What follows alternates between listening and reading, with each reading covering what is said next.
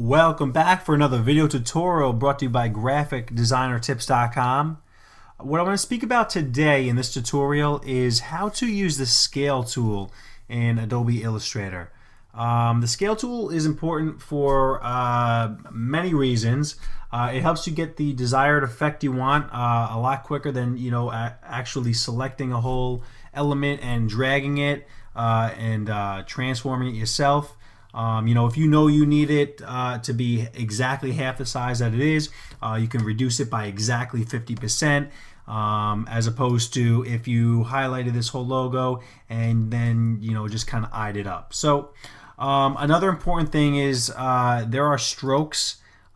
These are strokes right here with brushes on them. So like this green and this red on the outside. So we want to make sure when we scale this, these strokes don't get messed up. So this logo is rather large right now, and for the purpose of this tutorial, the whole point, the whole goal that we want to do is make sure that this logo fits down here in this business card, which is set up as a 2 by 3.5, which is a standard business card.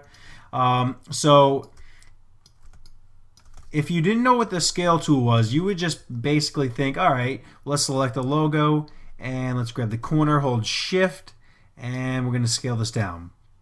But if we zoom in, you're going to notice that what happened with the strokes on these. The strokes did not scale down, meaning whatever this stroke is, the value of it is now, that's the value it was before. So if it was 10 points before, now it's still 10 points, but it's 10% of the size maybe. It's a tiny thumbnail from where it was. So we're going to undo that by hitting Command Z.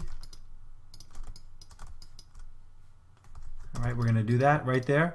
And what we're going to do is we're going to come over here to the scale tool, which is also the letter S on the keyboard. And while we have this whole image selected, we're going to double click the tool over here.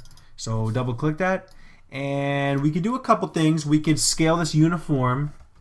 So it's going to be pulled in from all four sides, and that's what we're going to be doing. Or you can do it non-uniform and do it custom. But in this case, we're going to maybe go down to 30%, and you can uncheck the preview and check it again to see what happens.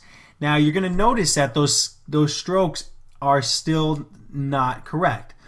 The way we're going to fix that is by coming over here and clicking Scale Strokes and Effects. Now, I'm going to uncheck that again, and you're going to see what happens. All right, we're going to hit OK. Okay, and there you go. That's how you scale down without ruining any of your strokes and scaling down the right way.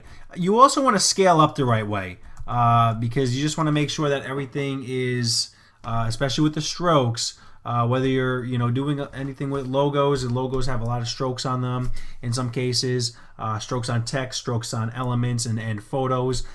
That's the correct way of doing this stuff. Don't just assume everything that you pull and squeeze is going to turn out like you want it. So that's it, guys. GraphicDesignerTips.com.